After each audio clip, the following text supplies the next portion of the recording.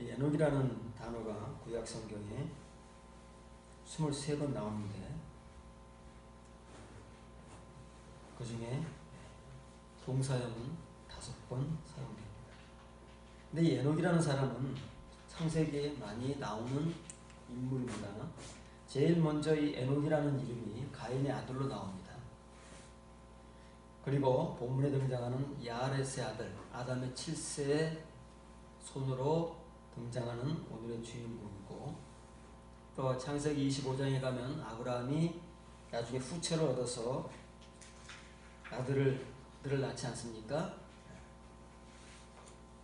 6명의 아들을 낳는데 그 중에 6번째 아들 이름이 에녹입니다. 그리고 4번째 아들이 미디안인데 그 미디안이 낳은 3번째 아들이 또 에녹입니다. 한옥이라고 했지만 한글로는 이렇게 에녹, 한옥 왔다 갔다 하지만 히브리어는 똑같습니다. 어느 게 맞을까요? 한옥이 맞는 거예요. 한옥. 여기 사람 이름을 많이 바꿔놨습니다. 지난주에도 헤벨을 아벨이라고 해가지고 사람의 이름을 이상하게 만들어놨죠. 그 다음에 마지막으로는 르우벤의 아들 중에 이 한옥이라는 이름을 가진 사람이 있었습니다. 그러면 이 한옥이라는 이름은 창세기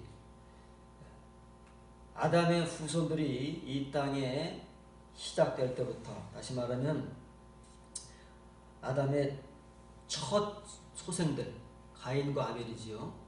그 두 아들이 아벨은 죽고 가인은 쫓겨나면서부터 이제 가인의 아들이 한옥이라는 이름으로 이 세상에 등장하면서부터 창세기 마지막까지 가는 겁니다. 이 한옥이라는 이름은 그만큼 중요하고 구약 성경에 걸쳐서 이 한옥이라는 의미가 중요한 단어로 사용되고 있습니다. 그래서 우리는 오늘 이 말을 배워야 됩니다. 이름이 아닙니다. 한옥은 원래 이름이 아니에요. 이름은 뭐지요? 보통 사람의 이름은 거기에 이제 그 의미를 담는다고 그러지 않았습니까? 중요한 인물들의 이름에는 그 의미가 담겨져 있는 것입니다. 한옥은 뭘까? 어떤 의미가 담겨 있을까?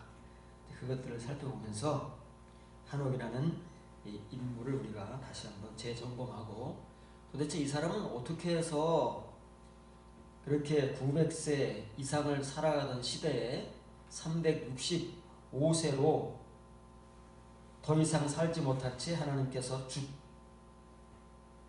죽지도 않았는데 엘리야처럼 하나님 나라로 데려가셨을까? 그런 것들을 살펴보면서 우리 믿음을 한번 정리를 해보겠습니다. 이렇게 써 있습니다. 엘로힘이라는 단어 앞에 관사가 붙는 경우는 별로 없습니다. 이 엘로힘이라는 단어가 구약 성경에 수천 번 나오지만 그 앞에 관사가 붙는 경우는 별로 없습니다. 그런데 이 엘로힘이라는 단어를 왜 사용하느냐면 원래 하나님이라는 단어는 하나님의 이름이 아닙니다. 하나님의 별칭이지요. 원래 하나님의 이름은 뭐예요? 여호와. 아직도 히브리인들은, 유대인들은, 이스라엘 사람들은 이 여호와라는 발음을 안 합니다. 못합니다.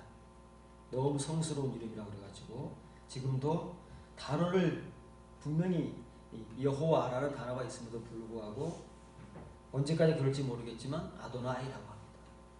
근데 우리는 유대인들이 아닙니다. 우리는 발음할 수 있습니다. 그 원래는 여호와인데 이름이 하나님께서 하나님의 백성들에게 여호와라는 이름을 주시질 않았어요. 처음부터 가르쳐 주질 않고 그 당시의 사람들이 자기들의 눈으로 현실적으로 알고 믿었던 이 엘로힘, 신들이라는 거예요. 신들. 세상에 존재하는 온갖 신들을 엘로힘이라고 하는 거예요. 복수형입니다. 하나님 그러면 엘이에요. 원래 엘. 이 하나님 단수고 엘로힘은 복수라고 말해요. 그래서 관세를 붙이는 겁니다. 우리가 알고 있는 세상 사람들이 그 앞에 가서 비나이다 비나이다 하고 우리의 소원을 아뢰고, 오늘도 하나님을 믿는 사람들이 우리의 소원 성취를 하기 위해서 기도라는 명목 하에 무언가를 하나님께 소원을 하려고 있습니다. 그러나 정말 우리가 부르는 그 하나님이 하엘로임이냐 아니면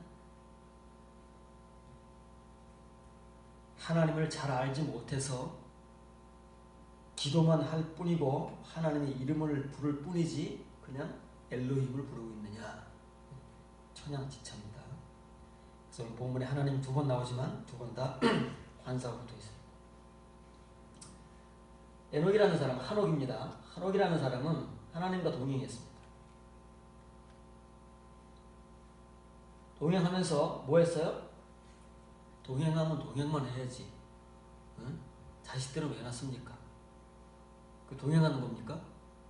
하나님과 동행한다면 다 끊고 하나님과만 동행해야지.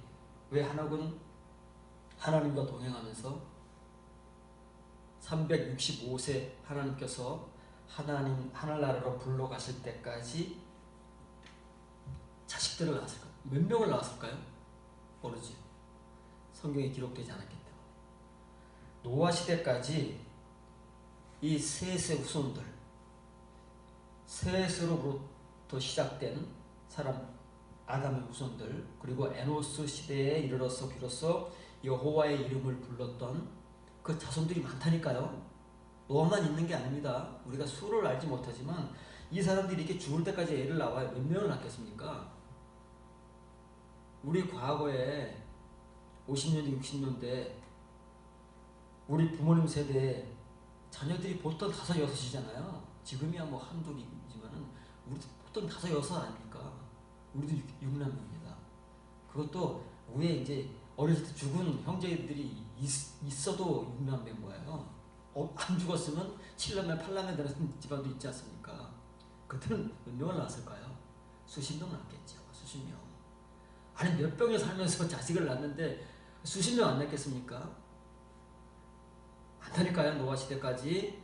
노아만 이 에노스의 후손이 아니라 하나님의 아들들이 아니고 그 사람들이 많았는데 노아만이 하나님 앞에서 의인이라 인정될 만큼 이미 그 시대부터 하나님의 성도는 정말 올리고 있어.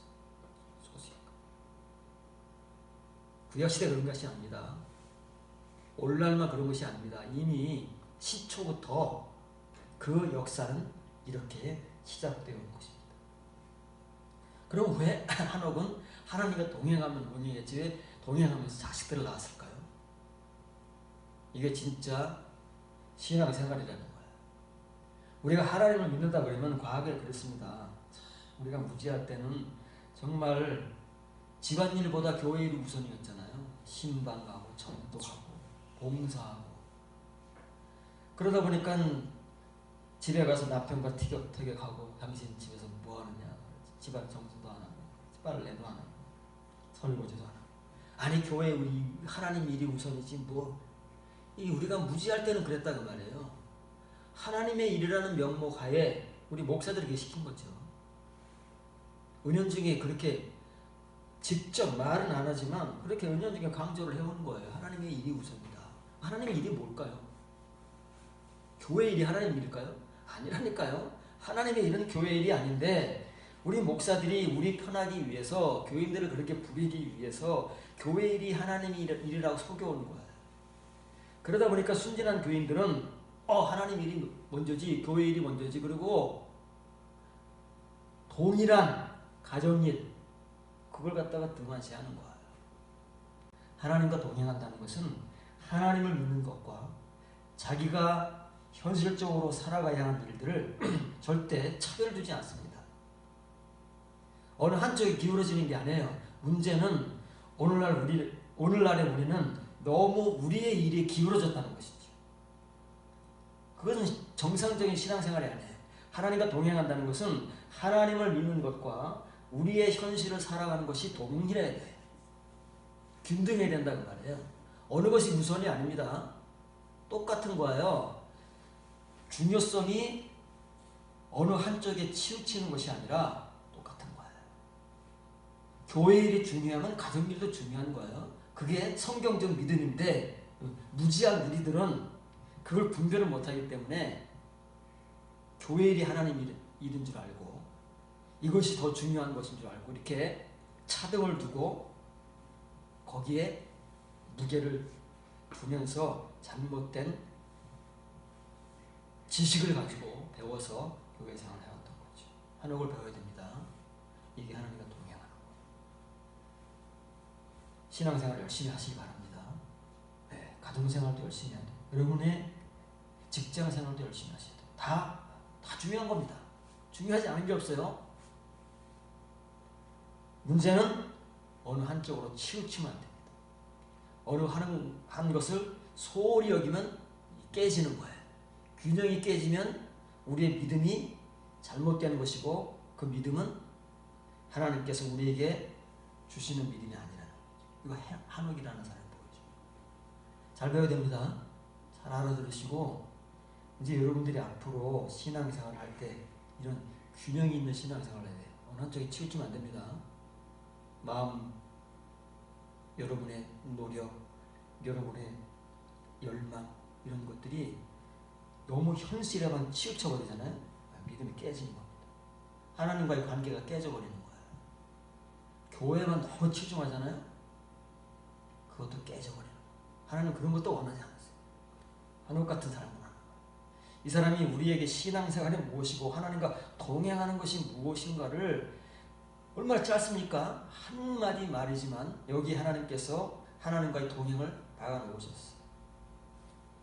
그리고 이 한옥을 하나님의 성도들의 대표로 엘리야 이전에 벌써 수천 년 전이지요. 우리에게 이렇게 소개를 한 것입니다. 그래서 이 한옥이라는 단어는 이게 명령형입니다. 명령형이에요. 어떤 명령은 원래 이 동사로는 맛보이다 혹은 창시하다 뭔가 시작하는 사람이에요. 선구자 그 다음에 단련시키다 이런 뜻인데 이게 명령형이 되면 뭐예요? 맛보이라 창시하라 단련하라 하나님께서 한옥을 우리에게 이렇게 소개를 하는 거예요. 그래서 한옥은 이런 은혜를 가지고 하나님과 동행하면서 하나님께서 하늘나라로 데려가실 때까지 자기의 현실 생활도 소홀히 하지 않고 자기가 살아가는 이 현실을 최선을 다해서 살아갔습니다. 하나님도 최선을 다해서 믿었습니다. 이것이 동행이라는 겁니다. 동행은 같이 동행하는 거잖아요. 그 말이 딱 맞는 거. 이게 이제 구약성경 후반에 가면은 집을 짓거나 성전을 건축하잖아요. 그걸 이제 봉헌한다 라는 뜻으로 사용됩니다.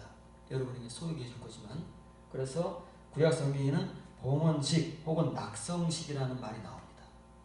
그런데 집이나 성전을 건축해서 바쳐 드리는 것을 봉헌식, 낙성식 이렇게 부르는 거예요. 그걸 소개하겠습니다. 신명기 20장 5절입니다. 책임자들은 백성에게 말하기를 새 집을 건축하고 낙성식을 행하지 못한 자가 있느냐? 그는 집으로 돌아갈지니 전사하면 타인이 낙성식을 할까 하노라. 집을 짓고 그걸 이제 잔치 벌이는 걸 낙성식이라고 하는 거예요. 성전은 봉헌식이라고 하는 거예요. 봉헌은 받들어 드린다는 말 아닙니까? 또 있습니다. 이제 성전이죠. 왕상 8장 63절 솔로몬이 화목제 희생제물을 드렸으니 곧 여호와께 드린 소가 22,000마리요 양이 120,000마리라. 이와 같이 왕과 모든 이스라엘 자손이 여호와의 성전에 봉헌식을 행하였더라. 이게 한악이라는 말이에요. 한악.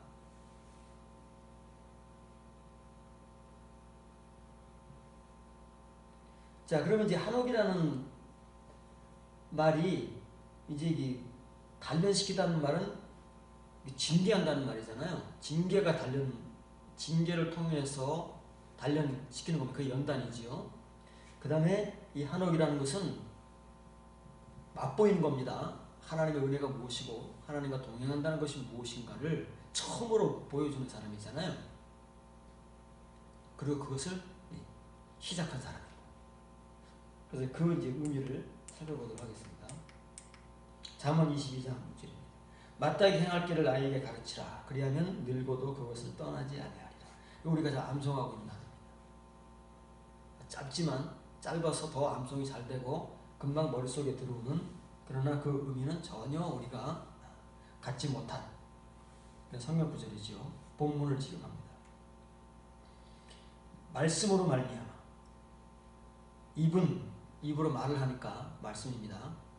말씀으로 말미암아 이 아이는 유아와 소년입니다. 소년에게 그의 길을 단련시키라. 그는 늙을지라도 그 길에서 떠나지 아니하리라. 네, 굉장히 중요한 말이 아닙니까? 3살 버릇 80까지 간다는 말. 우리가 그런 말은 많이 사용하지만 정말 우리의 아이들에게 이 단련시키는 한옥을 못하는 거야. 한옥이라서 이게 한옥입니다. 다른 게 한옥이 아니에요. 하늘나라에 가서 간 게 아닙니다. 이미 이 땅에 하나님께서는 이 한옥이라는 이름을 남겨놓으셨다니까요. 한옥이 뭐냐? 왜 하나님과 365년 동안만 동행하다가 하나님께서 데려가셨느냐? 그 뭐냐? 그걸 남겨놓으셨다니까요. 여러분들 그걸 배우고 그걸 가져야 되는 거예요. 그리고 우리가 그렇게 살아야 하고 우리의 자녀들에게 그거를 남겨줘야 돼요. 그래 우리가 한옥이 되는 거예요. 왜 한옥이 365세가 될 때까지 하나님과 동행하면서 자식들을 낳았을까요? 낳아서 뭐 했을까요? 방치했을까요? 알아서 크라고 그냥 내버려 두었을까요? 뭐 했을까요? 당연히 자기가 지키려 했겠죠. 그렇지 않겠습니까? 그게 한옥이라는 거죠. 그래서 이렇게 써 있어요. 여기서 우리가 한옥이라는, 에녹이라는 말을 한글로 에녹, 사람이 입에 익었다는 게 이렇게 무서운 거야. 한옥이라는 말을 하니까 잠깐만 어색해. 원래는 헤벨인데 헤벨이라는 말을 하면 어색해요. 아벨이 너무 수십 년 동안 익어오고 에녹이 수십 년 동안 익어왔기 때문에 진짜 이름 부르기 이렇게 어려워요. 얼마나 우리가 정말 한옥이잖아요. 똑같아요. 에녹의 이름 한옥을 그대로 성경에 남겨놨어. 단련시키는 명령이라니까요. 단련시켜라. 그래. 나아르는 뭐예요? 10대 청소년을 나아르라고 하는 거예요. 유소년들. 20대 청년이라는 단어는 따로 있고, 물론 이제 이 나아르라는 단어가 청년으로 쓰일 때도 있지만 그건 이제 그렇게까지는 확장되지는 않습니다. 유소년을 일컬을 때 나아르라는 단어를 사용합니다. 그 유소년 아이를 위하여 단련시키라 그 말이에요. 뭘로 단련시켜요?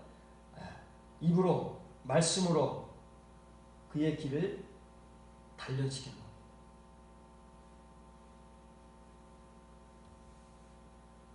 그러면 지금 이 10대 소년인데 앞으로 평생을 살아가야 되잖아요. 그가 앞으로 걸어갈 길이 있다고 말이에요. 따로 그의 길이 있어요. 그 당사자의 길이 있고 우리의 길이 있고 우리 자녀들의 길이 있고, 다 우리가 인생을 지금 살아왔습니다. 50년, 60년 살아왔잖아요. 어떤 길을 걸어왔을까요? 이런 연단당한 길을 걸어왔을까요? 그렇지 않습니다. 우리의 대부분의 인생길은 우리 마음대로 걸어온 거예요. 우리가 가고 싶은 대로, 우리가 살고 싶은 대로 걸어왔지 우리 길을 이렇게 어려서부터 하나님 말씀으로 우리 자신을 위해서 단련된 길을 몰라요. 단련도 당하지 못했는데 그 길이 어딘지 어떻게 알까? 이제야 겨우 단련이 무엇인지 연단이 무엇인지를 배우고 있는데 언제 우리가 그 길을 걸어왔겠습니까? 너무 늦었죠. 누구에게 하라 그래요? 나아르들에게 하라 그러잖아요. 우리가 교회 생활을 언제부터 했습니까? 우리 애들은 모태신앙입니다. 우리는 언제부터 했을까요? 10대 때부터 했잖아요. 근데 우리 10대 때 교회 생활 어떻게 했습니까? 20대 어떻게 했습니까? 30대 어떻게 했습니까?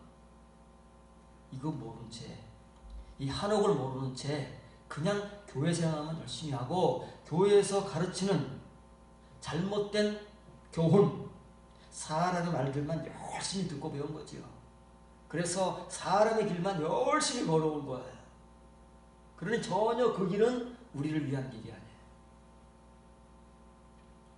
하나님을 향해 가야 되는데 하나님과 어긋나거나 아니면 하나님과 등 돌린 채 걸어온 우리의 인생길 벌써 수십 년의 세월이 그런 거지. 한옥을 이제 여러분들이 알고 여러분들이 한옥이 되어야 됩니다. 그래야 하나님께서 여러분들을 데려가시는 거예요. 그렇지 않으면 절대 안 데려갑니다. 한옥만 데려가시는 거예요. 그리고 그 한옥은 하나님 나라 가 있는 게 아니에요. 예. 구약 성경을 거쳐서 이렇게 하나님께서 한옥이 무엇인지, 왜 하나님께서 죽기도 전에 그를 최초로 하나님 나라로 데려가셨는지를 이렇게 성경 속에, 말씀 속에, 복음 속에 남겨서 우리에게 물려주고 김감키라는 말은 몸할지라도 그 말이에요. 그가 야스킨 늙을지라도 그때의 눈물고가 지금의 눈물고는 조금 다르겠죠. 그때는 50대가 늙은 겁니다. 50대가 되면 지금은 50은 청춘입니다. 그렇죠? 우리가 벌써 이제 60이 되고 60이 넘었는데도 옛날에 비하면 정정합니다. 50이지만 옛날에 비하면 아가씨인 거예요. 세월이 그만큼 좋아진 거지. 나이가 들지라도 그 유소년 10대에서 50대가 되건 60대가 되건 70대가 되건 나이를 얼마나 먹을지라도 거기는 뭐예요? 그 길, 자기가 단련받은 그 길. 절대 그 사람은 그 길에서 벗어날 수 없습니다. 떠나지 않습니다. 그러나 단련받지 않은 길을 가잖아요. 수시로 왔다 갔다 합니다. 우리가 지금까지 그랬던 것처럼 가고 싶으면 가고 가기 싫으면 그만 가고 왔다 갔다 하는 거예요. 왜? 우리가 단련되지 않았기 때문에 단련을 받아본 적이 없어요. 한옥으로 존재해 본 적이 없으니까 그런 은혜가 우리에게 맛보여지거나 우리가 그 발자취를 따라가 본 적이 없으니까 그냥 우리 길이에요. 우리 길. 말은 하나님의 길, 십자가의 길이지만 그건 말뿐이고 진짜는 그게 우리 길이잖아요. 우리 마음대로 가는 길. 우리 길을 가면서 이 십자가의 길이라고 하고 우리 마음대로 살면서 예수님을 믿으라고 하고 하나님의 뜻이라고 하고 하나님의 은혜라고 하고 온갖 우리말로 치장을 하고 떡칠을 해놓는 거예요. 하나님은 그만큼 아주 모독을 하는 거지. 우리들이. 그러나 하나님은 절대 우리로부터 모독을 당하지 않습니다. 우리가 하나님을 모독하는 그만큼 언젠가 하나님께로부터 우리에게 그대로 돌아올 날이 있을 거예요. 역대하 24장 2절 15절입니다. 제사장 여호야다가 세상에 사는 모든 날에 요아스가 여호와 보시기에 정직하게 행하였으며 여호야다가 나이가 많고 늙어서 죽으니 죽을 때 130세라. 하나님을 잘 숨기던 여호야다라는 제사장이 이 요아스를 갓난아기 때 성전에 숨겨놓고 키우다가 7세 되던 해에 그의 할머니를 몰아내고 이 요아스를 7살이 뭐합니까? 섭정을 해야 되겠지. 왕 위에 앉혔습니다. 그리고 이 요아스는 여호야다가 살아있는 동안 얼마나 은인입니까? 생명의 은인 동시에 자기를 왕 자리에까지 앉혀준 인물이니까 얼마나 고맙고 감사했습니다. 그래서 양심은 조금 있는 사람이에요. 그래서 여호야다가 살아있는 날 때까지는 어떻게 해놨다고요? 정직이라는 단어가 뭐예요? 하야샬. 그 야샬이에요. 관사가 딱 붙었잖아요. 예, 성경의 모든 단어는 표면과 이면으로 사용됩니다. 그래서 유대인들도 알고 초대교회 교인들도 알아요. 그 단어를 우리도 알아요. 믿음 모르겠습니까? 의 모르겠습니까? 정직 모르겠습니까? 구원 모르겠습니까? 부활 모르겠습니까? 다 아는데 문제는 뭐냐면 이면의 의미를 모른다는 거죠. 요아스가 이거 했다면 더 끝난 거지 뭐 더 이상 뭘 말하겠습니까? 이건 이 완전함을 행했다면은 그건 뭐 더 이상 여호와에게서 뭐 건덕지가 없어요. 그런데 이거 언제까지 행했다고요? 여호야다가 살아있을 동안만 어쩔 수 없이 이걸 행한 거예요. 이건 뭐예요? 이면이에요? 표면이에요? 글자가 같다고 해서 의미가 같은 것이 아닙니다. 글자는 같지만 이것이 표면이냐 이면이냐 이것을 따져보면 문맥상으로 그냥 드러나잖아요.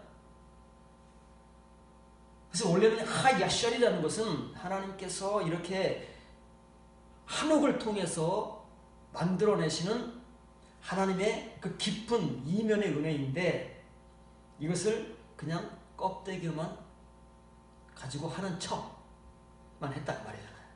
그게 껍데기입니다. 껍데기는 하는 건 같이 보이는데 뭐가 없는 거예요? 알맹이가 없는 거예요. 진짜가 없는 거예요. 이거 여호와에다가 메시지 죽었다고요? 굉장히 잘못했습니다. 이 130세 이때는 상상도 못할 시대. 이때는 130세는 뭐 상상도 못하던 시대예요. 요셉이 몇 세 죽었습니까? 120세. 모세가 몇 세 죽었습니까? 120세. 그때 해도 120세인데 130세를 이때 살았다면 정말 하나님께서 엄청 장수하게 하신 거죠.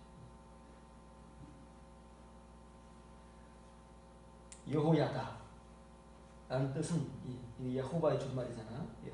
여호와께서는 알고 계신다 그 말이에요. 사람이 무슨 짓을 하더라도 여호와는 알고 계신다. 이게 무서운 겁니다. 정말 한옥과 같이 하나님과 동행하는 사람은 이것을 굉장히 무겁고 중요하게 가지고 살아갑니다. 하나님이 아신다. 여호와가 아신다 그 말이에요. 사람들이 우리를 어떻게 보느냐가 중요한 것이 아니고 여호와께서 우리를 어떻게 보시느냐가 중요하다. 그걸 보여주는 인물이 여호야다라는 거예요. 그러니까 그 서슬퍼렇던 그 요아스의 할머니가 왕족들을 다 살해하는 것이 얼마나 살벌했겠습니까? 이거 걸리면 죽는 거잖아요. 그런데 그 권력자를 보는 것이 아니라 여호와를 보는 거예요.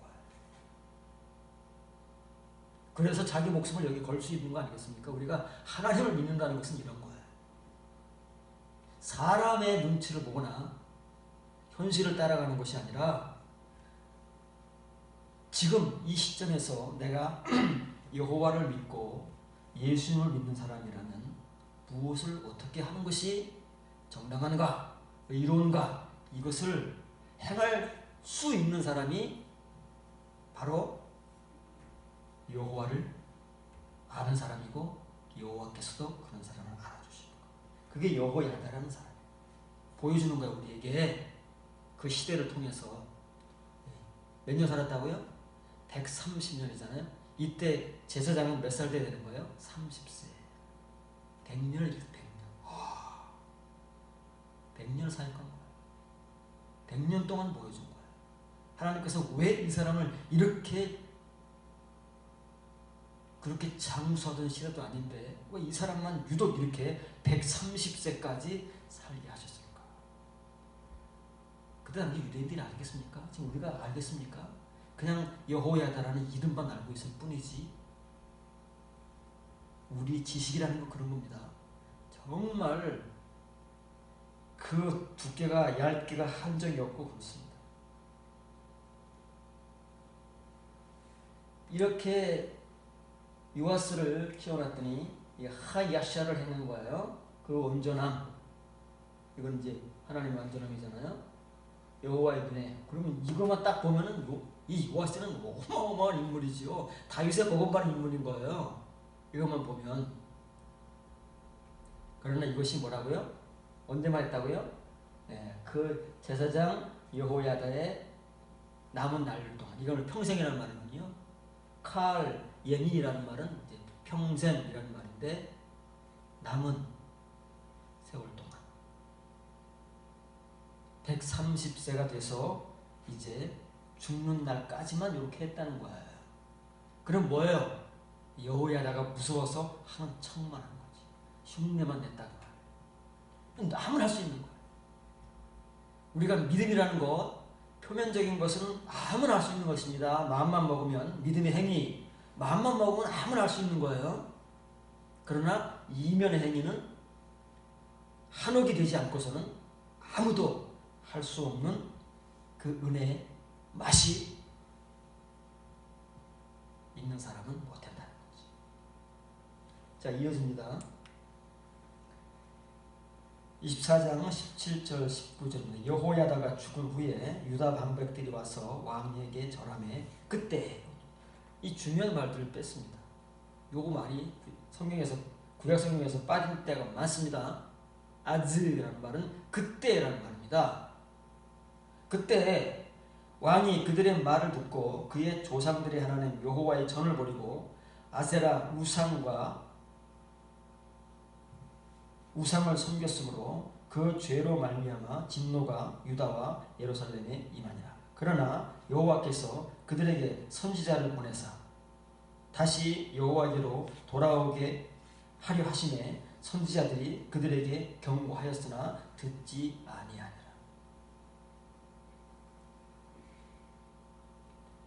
자, 여호야다가 죽었습니다. 그랬더니 그 기회를 틈타서 요아스 왕의 방백은 지금으로 말하면 국무위원들입니다. 장관들, 장차관들, 이런 사람들이 몰려와가지고 이 요아스를 원래의 성향대로 가게 만드는 거예요. 여호야다가 살아있을 때에는 그런 척했지만 이제 여호야다가 없으니까 요아스도 자기 마음대로 할 수 있는 거예요. 이때가 이제 진짜인 거예요. 자기 스스로가 결정할 수 있을 때, 남의 눈치 보지 않고, 신앙생활을 목사님 눈치 보지 않고, 우리 옆에 있는 사람 눈치 보지 않고, 우리 스스로가 결정해서 행할 수 있는 게 진짜 우리 건 거예요. 그럴 때 어떻게 했어요? 여호와를 떠나버리는 거예요. 지금까지 하는 척만 했다는 거지. 그래서 하나님께서 그들에게 진노를 하셨는데, 그 뭐 진노만 하실 수는 없잖아요. 또 기회를 주시는 거예요. 돌아오라고 기회를 주시면서 선지자들을 보내시는 거예요. 선지자들을. 이 시대 선지자들 몇 명을 보냈을까요? 그러니까 선지서가 기록되던 시대에 그 선지서가 있잖아요. 그 선지자만 존재했던 게 아니다 그 말이에요. 이름은 기록되지 않았지만 물론 소수이지만 선지자들이 존재했고 그 사람들은 이런 하나님의 말씀을 이렇게 무시무시하던 권력자 앞에서 전한 거예요. 여호야다 같이. 권력자를 무서워하는 것이 아니라 여호와를 두려워하는 그 믿음을 가지고 전하는 거예요. 전하면 어떻게 돼요? 죽습니다. 우리가 신약 성경에 보면 이런 말이 있죠. 아벨의 피부터 제사장 스갈의 피까지. 예수님께서 책망하실 때, 유대인들을 책망하실 때, 아벨의 피부터 너희가 죽인 제사장 스갈의 피까지 너희 머리로 들어갔죠. 그 스갈은 누굴까요? 여호야다의 아들이에요. 여호야다의 아들이 아버지의, 그때는 이제 유전이잖아요. 아버지의 뒤를 이어서 제사장이 됐는데 아버지 같이 하는 거예요. 그래서 이 요아스 왕에게 하나님께서 원하시는 대로 자기 아버지의 발레시를 따라서 그대로 했어요. 그러다가 칼 맞아 죽습니다. 그렇게 되는 거예요. 겉으로 드러나는 게 진짜가 아닙니다. 잠깐 우리의 눈에 보이는 것이 진짜가 아니다는 말이에요. 그걸 분별하지 못하면 똑같은 사람이기 때문에 그런 거예요. 그게 분별이 되는 사람은 다른 사람이고, 분별하지 못하고 속아 넘어가는 사람은 똑같은 사람이고, 그것이 표면과 이면의 신자의 차이인 거지. 파란 글자를 지켜갑니다. 그러나 그들을 여호와께로 돌이키게 하시려고 그들 가운데 선지자들을 보내심으로 선지자들이 그들 가운데서 경고하였으나 안 듣습니다. 안 듣습니다. 이게 어려운 거예요. 들으면 얼마나 좋습니까? 선지자도 편하고 듣는 사람도 편하고 서로가 은혜가 되는데, 만일 하나님의 선지자들이 하나님의 복음대로 메시지대로 정하지 않거나 아니면 그 메시지를 받아야 할 당사자가 그 메시지를 거부할 때, 그런 이제 이 사건이 벌어지는 거예요. 그래서 이제 죽고 사는 문제가 나오는 거예요. 미치겠습니다. 하나님은 이 요아스 시대뿐만 아니라 이미 모세 시대부터 예레미야 시대까지,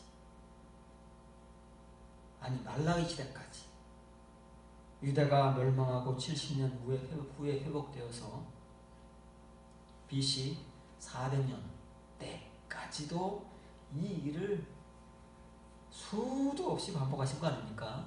시대마다 선지자들을 보내셔서 그 하나님의 백성인 유대인들, 하나님께서 시작하셨으니까 어쩔 수 없어요. 유대인들이 선택한 게 아니고 하나님께서 시작하신 일이기 때문에 어쩔 수 없이 책임을 지시려고 그렇게 끊임없이 하나님께서는 이런 일을 시도합니다. 지금도 우리에게 그러고 있습니다. 나는 안 됩니다. 왜 그렇게 안 되는지, 왜 이렇게 어려운지, 왜 그렇게 안 됐는지, 이 하나님 편에서는 정말 괴로운 거야. 그게 유대인들의 딜레마고 초대교회 교인들의 딜레마고 바로 우리 현실적 딜레마가 되는 거예요. 네. 하쉬방, 그들을 돌이키시려고 뭐 했어요? 여호와를 버리고 우상을 섬기는 그들, 세상의 축복을 얻기 위해서, 우리 마음대로 살기 위해서, 내가 좋은 길을 택하고 내가 좋은 삶을 살기 위해서 하나님을 저버린 그들을 다시 하나님께로 돌이키시려고 선지자들을 보내시는 거예요. 하나님의 말씀의 종들을 보내시는 거라고요. 그런데 이 말씀의 종들이 하나님의 메시지를 전하지 않고 오히려 그 사람들의 눈치를 보면서 사람들의 귀에 달콤하거나 사람들의 귀를 긁어주는 말을 전한다면 어떻게 되겠습니까? 그래서 그런 사람들을 거짓 선지자라고 하는 거예요. 거짓 말씀의 종이라고 하는 거예요. 진짜 하나님의 종들은 하나님께서 주시는 말씀 그대로를, 자기가 핍박을 당하든 박해를 당하든 죽임을 당하든 상관없이 참 무식하고도 일관되게 전하는 거예요. 그게 성경의 역사 아닙니까?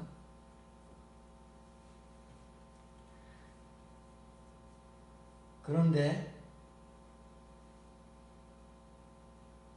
그들 가운데서 경고했지만 듣는 사람이 없습니다. 왕도 그렇고 방백들도 그렇고, 왕과 방백들이 이렇게 권력을 휘두르고 있는데 일반 백성들이 그 서슬퍼런 시대에 듣겠습니까? 다 쉬쉬하고 들어도 못 들은 척 같이 동조를 해야 살아남으니까 그렇게 하는 거예요. 이게 현실입니다. 현실을 살려면 이렇게 해야 되잖아요. 그러니까 이런 사람, 보통 평범한 사람들은 다 그렇습니다. 시대를 따라가지 누가 그 시대를 역행하려고 하겠습니까? 시대를 역행하려고 해봐야 나만 힘들고 괴로운 거니까 그냥 다 좋은 게 좋은 거라고 시대의 흐름을 따라갑니다. 우리 목회도 그렇고 설교도 그렇고 다 그래요. 사람들이 좋아해야지 나도 있는 것이지, 사람들이 다 싫어하고 안 됐는데 내가 아무리 좋은 말을 해본들 무슨 소용이 있겠습니까? 그러니까 시대를 따라가는 거예요. 흐름을 따라가는 것이고 사람들을 따라가는 거예요. 그렇지 않으면 못 베낀다니까요. 살 수가 없다니까요. 그러면, 그렇지 않으면. 그래서 바보 소리를 듣는 거예요. 그럼 요즘에는, 옛날에는 그 착하게 사는 것이 칭찬이었잖아요. 착한 사람이 칭찬이에요. 요즘에는 착한 사람을 바보라고 한답니다. 착하면 사회생활도 못하고 사람들에게 그냥 이용만 당하고, 그러니까 요즘에는 착한 것이 좋은 게 아니라 착한 것이 바보가 되어버리는 시대가 됐어요. 그러니까 요즘 누가 착하게 살려고 하진 않습니다. 왜냐면 착하게 살아봐야 나한테 손해니까. 그럼 우리는 어떻게 할까요? 이게 시대의 흐름인데.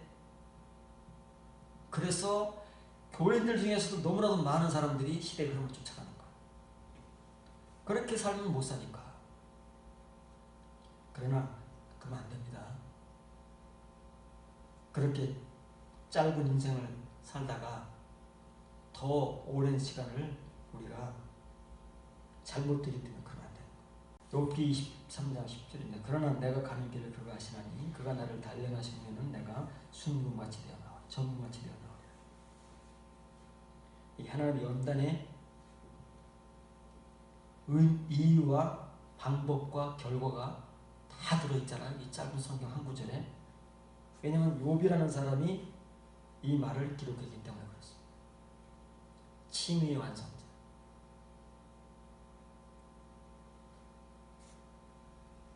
이런 사람만이 이런 말을 할 수 있는 거예요. 이런 글자를 읽으면서 은혜 받던 목사가 이런 말을 하는 게 아니에요. 할 수 있는 게 아니에요. 글자는 흉내낼 수 있습니다. 이거를 암송하거나 이것을 인용하거나 이거를 여러분들에게 교인들에게 소개는 시켜줄 수 있지만 이런 사람은 못 되는 거예요. 아무나 될 수 있는 게 아니니까. 이것은 욥 같은 사람만이 고백하고 그리고 하나님께서 이렇게 고백하는 이 욥을 진짜 욥의 소원대로 이렇게 만드시기 위해서 뭘 주시는 거예요? 예, 시련을 주시는 거예요. 인내를 주시는 것이고 그래서 욥을 뭐 하는 거예요? 단련하시는 거예요. 한옥을 하신다니까요. 욥이 한옥이에요. 자, 우리가 잠언서에서는 불특정한 그 나알 유소년에게 한옥을 심어 놓으셨지만 이제는 직접적인 하나님의 사랑, 우리가 인내의 대표자라고 야고보에서 소개해주는 이 욥이라는 사람 속에 한옥을 담아 놓으셨다니까요. 여기에 한옥이 있습니다.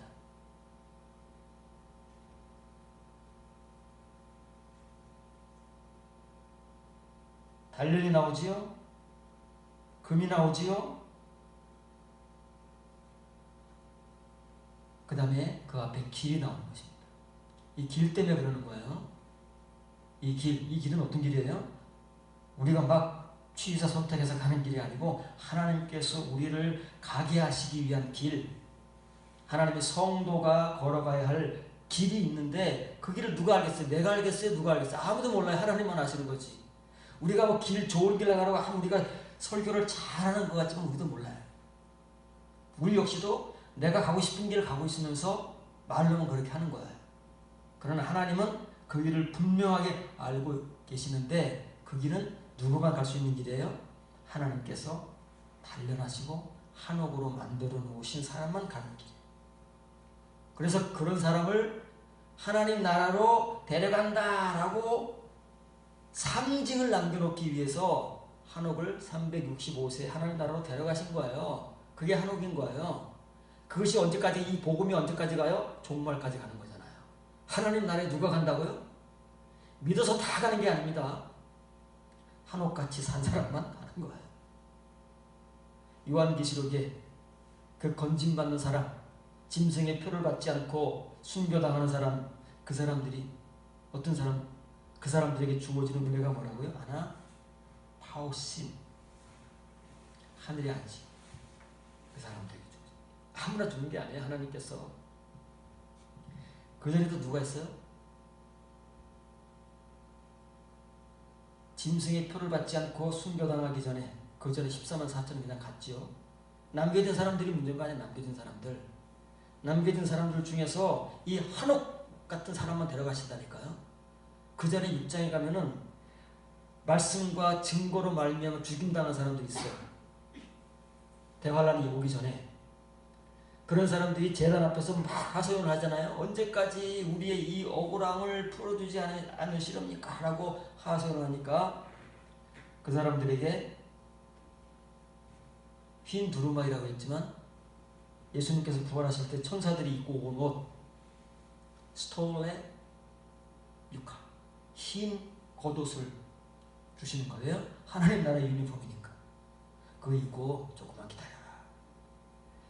너희의 동료들, 너희같이 순교당, 말씀과 증거를 지키느라고 순교당할 사람들의 수가 찰 때까지 조금만 기다려라. 그 대신 너희는 아나파우소 해라. 하늘의 안식을 주시. 아무나 안 주신다니까요. 한옥 같은 존재들에게만 주시는 거예요. 하나님께서 이렇게 만들어 놓으신 사람들이 하나님의 길을 갑니다. 그런 사람들은 믿음과 증거를 부인할 수가 없어요. 부정할 수가 없어요. 거부할 수가 없어요. 다르게 살 수가 없어서 죽더라도 그렇게밖에 못 사는 거야. 이제는 여러분들이 지금까지는 어떻게 살아오실지는 몰라도 앞으로 이렇게 못 살면요 절대 하나님이 안 들어가십니다. 그런 사람만 하나님 나라에 가서 아나파워를 하는 거예요. 그 은혜를 주신다고 말해요. 하늘의 안식을 누릴 수 있는 그런 존재들은 다 그런 사람들이지, 그렇지 않은 사람들이 요한계시록에 등장하지를 못합니다. 할 수가 없어서. 왜냐하면 그들은 다 한옥의 존재들이고 그 은혜를 맛보고 하나님 앞에서 하나님이 데려가신 그 한옥의 존재로 그 은혜로 살아온 사람들이기 때문에 그런 거예요.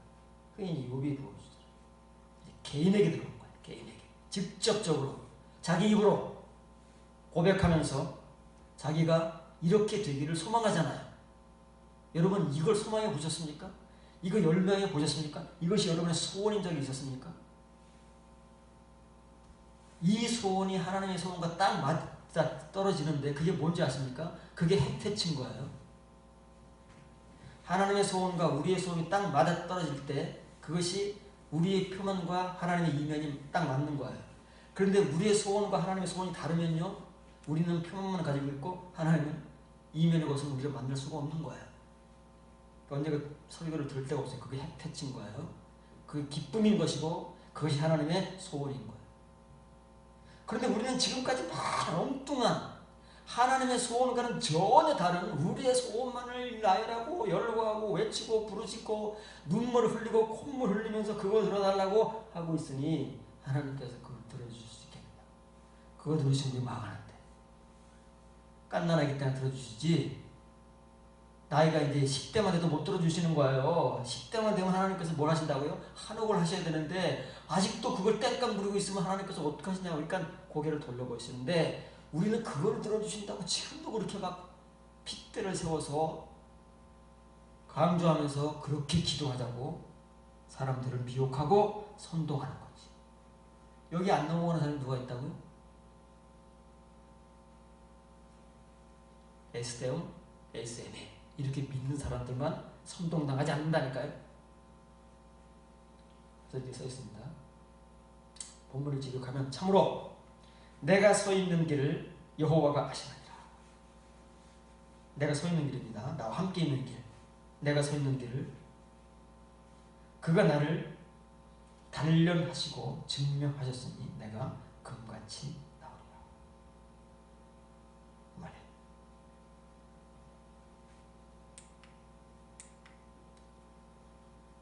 참으로 내가 서 있는 길을 여호와께서 아신다 그 말이에요. 내가 어디에 서 있는지, 지금 욥이 걸어가고 있는 길이 어떤 길인지, 어떤 길을 걸어왔는지 여호와께서는 아신다 그 말이에요.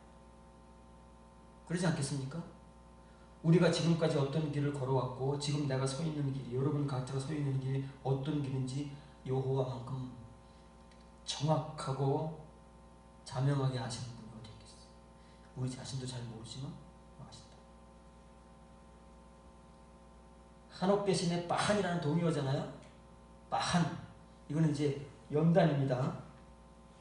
낫사, 그것은 시련과 시험이고, 빠한은 하나님의 선택받은 자들을 하나님께서 하나님의 성도 만드시기 위해서 하시는 작업이 신약 성경적 표현으로는 도키마조고 구약 성경적 표현으로는 바한이라는 거예요. 이거 택함받은 자란 말입니다. 이런 사람만 택함받는 거예요. 이게 한옥이에요. 한옥과 동요예요. 나를 단련하셨으니 내가 금같이 나올 것이다. 지금 욥이 하나님께 시련을 당하고 있잖아요. 연단을 받고 있잖아요. 아무 죄도 없는데. 그렇잖아요. 이건 연단인 거예요. 징계가 아니고. 죄가 있는 사람이 받는 걸 징계라고 하는 것이고. 욥이 무슨 죄를 졌습니까? 죄도 없는데 하나님께서 욥을 이렇게 만드시기 위해서 시련을 주신 거잖아요. 그걸 연단이라고 하면 바한이라고 하는 거예요. 왜냐면 욥을 달려지. 욥이 이제 알았어요. 어렴풋이나마 이걸 아는 거예요. 시간이 흐르다 보니까 처음에는 뭔지 몰랐는데 시간이 흐르고 자기 친구들과 막 대화를 하다 보니까 사람이 그러잖아요. 하다 보니까 알게 된 거예요. 금같이 순금이 정금이 이거 수식어가 없습니다. 이건 작은 일반적인 통칭적인 금이에요. 잡. 금같이 나를 나오게 하실 것이다.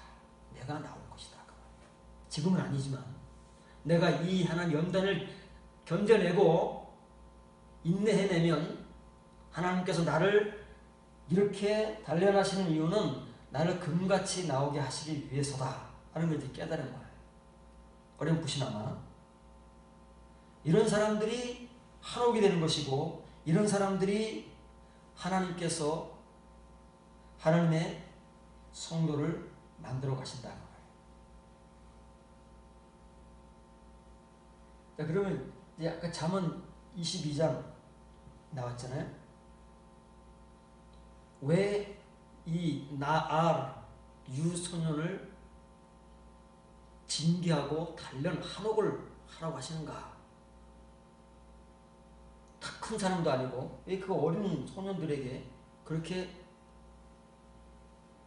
그들의 입장에서 보면 무지막지하고 부모의 입장에 봐도 좀 안쓰럽잖아요.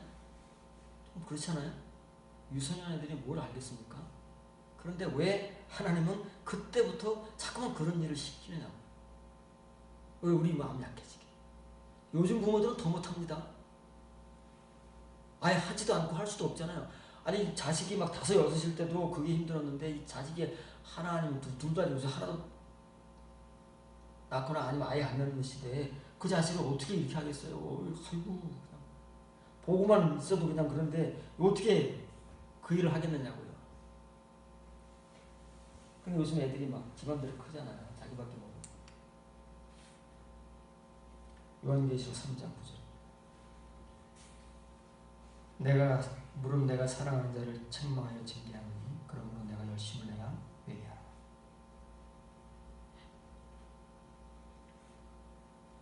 직역하면 만일 내가 사랑한다면 그만큼 책망하고 징계하며 단련하라니 그러므로 열망하라.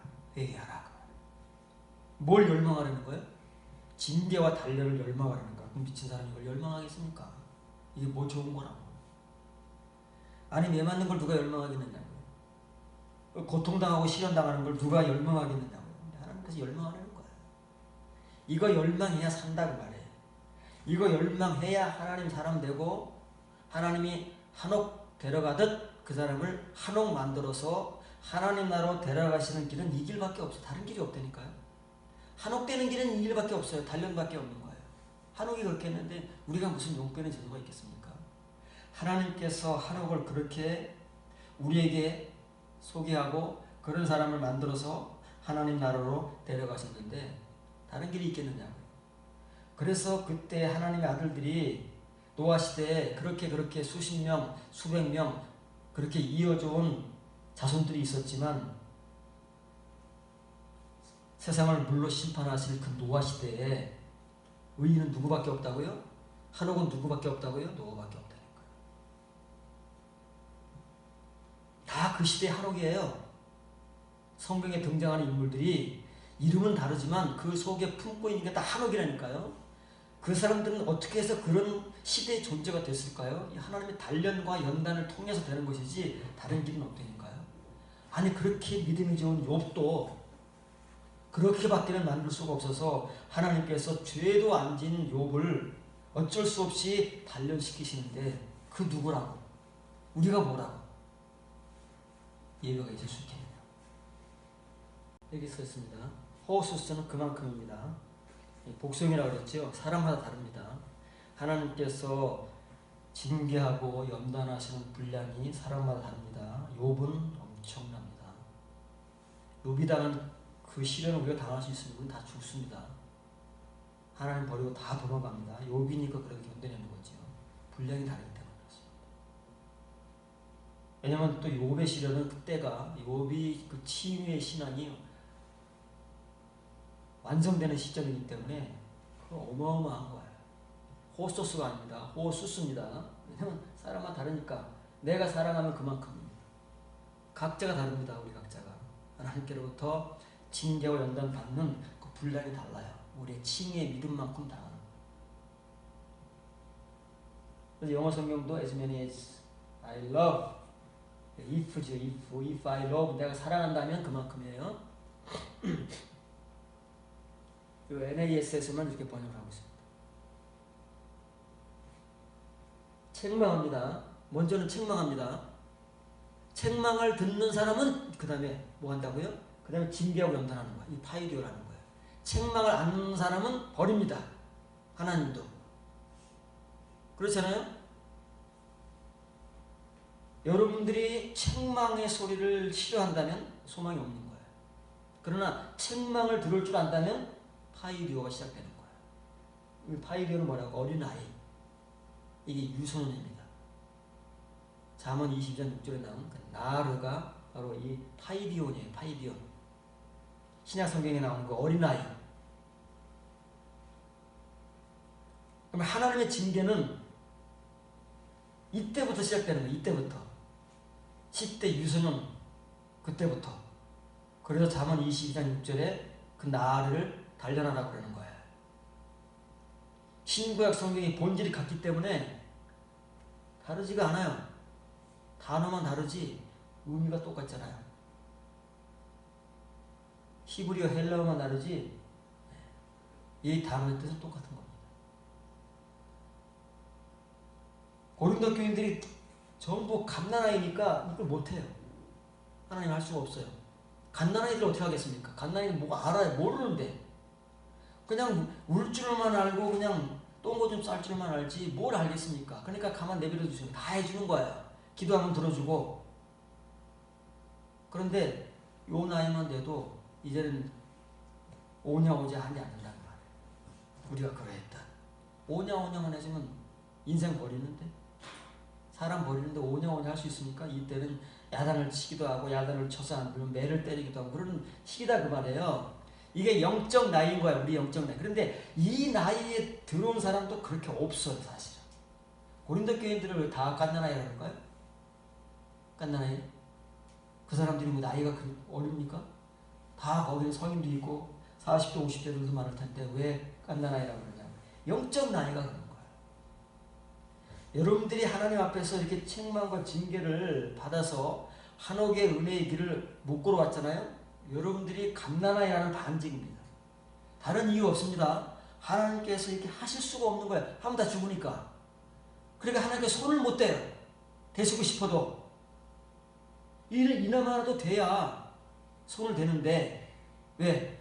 사랑하니까 그런 거예요. 하나님께 때리고 싶어서 그런 게 아니고 얄미워서 그런 게 아니고 사랑하시기 때문에 하나님 사람 만드는 거예요. 내 자식이니까 그러지 남 자식 누가 상관이라 하나요? 그냥 냅둬 버리는 거죠. 괜히 상관해봐야 싸움만 나지. 내 자식은 그걸 두고 볼 수가 없잖아요. 그러니까 사랑하기 때문에 부모가 자식을 사랑하니까 그러는 거지 뭐 야단치고 싶어서 야단치겠습니까? 매를 때리고 싶어서 매를 때렸겠습니까? 물론 정도가 심한 사람도 있지만 하나님은 절대 그런 분이 아니잖아요. 우리같이 뭐 감정에 의해서 막 때리시거나 막 그러신 분이 아니잖아요. 사랑하는 만큼 파이디오를 하시는 거예요.